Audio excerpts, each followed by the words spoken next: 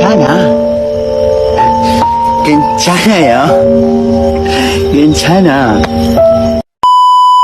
Aku hanya memikirkan satu peraturan penting. Kenapa kau lakukan hari ini kalau kau bisa melakukannya besok? Hahaha.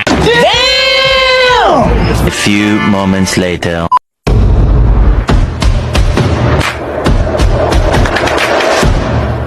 Assalamualaikum warahmatullahi wabarakatuh. Saya Naisa Jauhra dari Prodi MPI akan memaparkan materi pola modernisasi dan sekularisasi pemikiran Islam di Turki. Pertama, apa tujuan dari mempelajari sejarah peradaban Islam?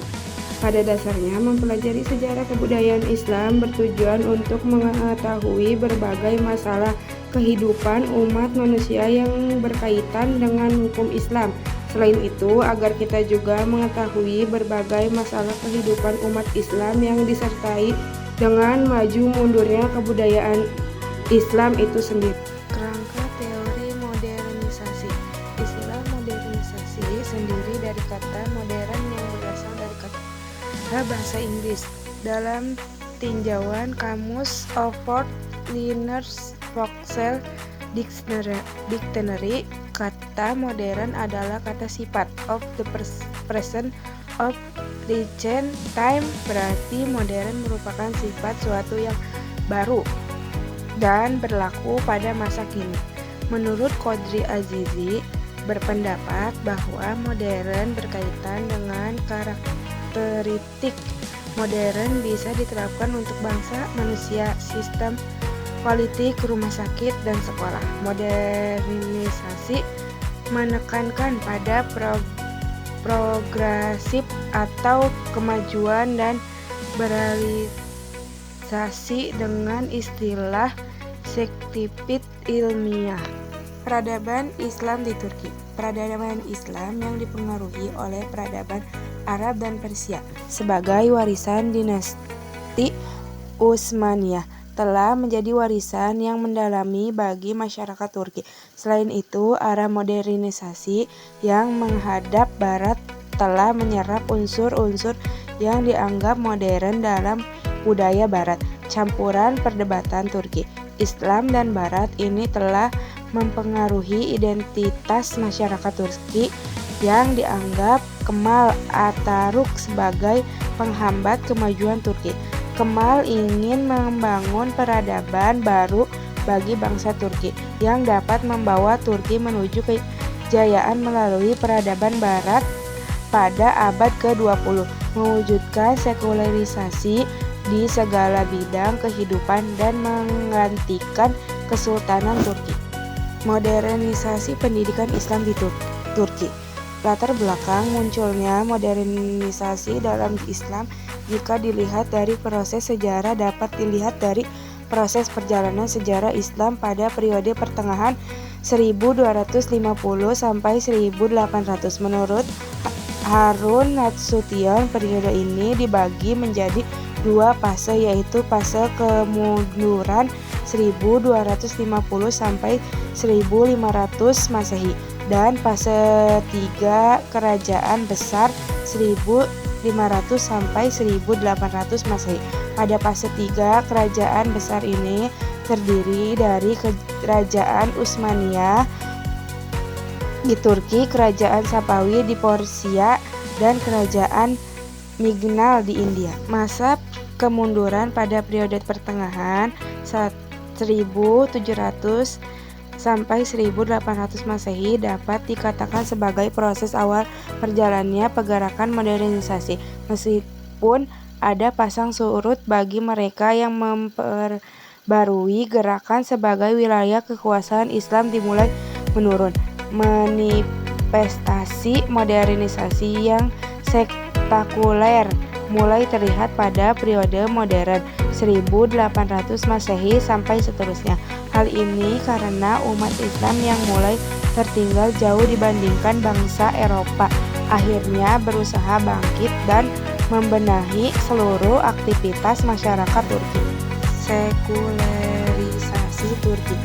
Dua pada pemikiran yang berkembang dalam Islam, yakni tradisional dan modern. Pemikiran tradisional menekankan kolektif eksklusivitas, sedangkan pemikiran modern memberikan kelonggaran kepada individu-individu untuk merebut kesempatan memahami aturan rasional dalam segala aspek kehidupan. Sedangkan seluruh perjalanan historis proses sekularisasi di negeri Turki yang terpenduduk 990% menerapkan Islam. Akar sekularisme berasal dari benua Eropa yang disebabkan oleh eropasi dan dominasi Eropa yang absolut, berdampingan dengan feodalismenya dan bersikap fiskalisme lengkapnya terhadap rakyat. Sebagaimana dunia barat, dunia Islam todok homogen, setiap negara mempunyai perbedaan yang mendasar meskipun penduduknya mayoritas beragama Islam. Namun komunitas agama bukan berarti komunitas sosial non-tradisi politik. Dalam hal ini dapat dilihat kasus Turki dengan mayoritas penduduk muslim dengan berkarakter pluralis, memilih bentuk pemerintah yang cocok untuk masyarakat pluralis yang akhirnya bermuara pada karakter sekuler dengan merubah sistem pemerintah dari Kesultanan Turki menjadi Republik Turki. Tetapi tidak berarti kesultanannya yang sekuler bertentangan dengan agama, tetapi Turki tidak menjadikan agama itu sebagai dasar legitimasi dalam menjalankan pemerintahan.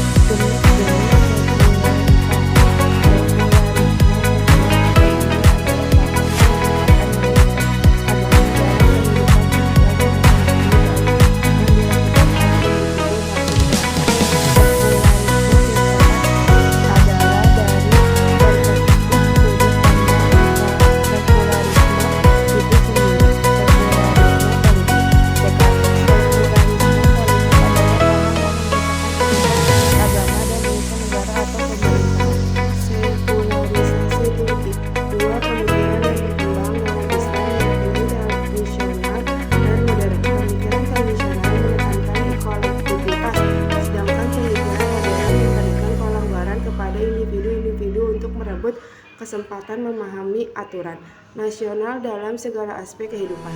Sedangkan seluruh perjalanan historis proses sekularisasi di negeri Turki yang berpenduduk 99% beragama Islam.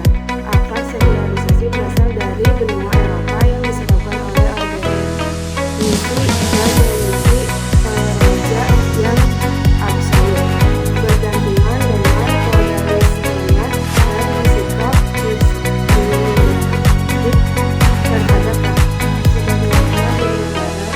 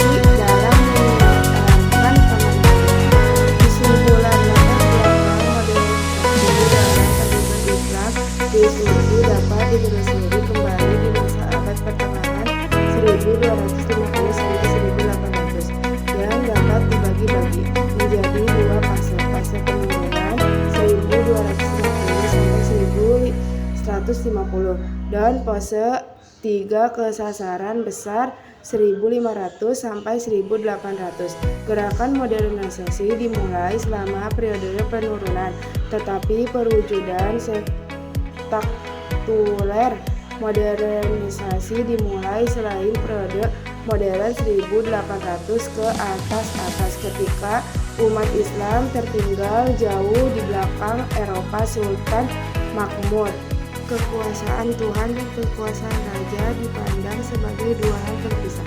Moto ini sebenarnya bertentangan dengan prinsip dalam sebagaimana Al-Quran Surat Al-Imran ayat 154 menegaskan semua urusan adalah milik Allah. Dalam hal hadis 31 dikatakan Ia adalah Tuhan yang pertama, yang terakhir, Tuhan sengaja yang tampak dan sengaja yang tersembunyi. Ia maha tahu atas segala.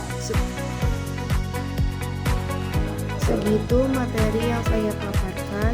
Selebihnya mohon maaf. Wassalamualaikum warahmatullahi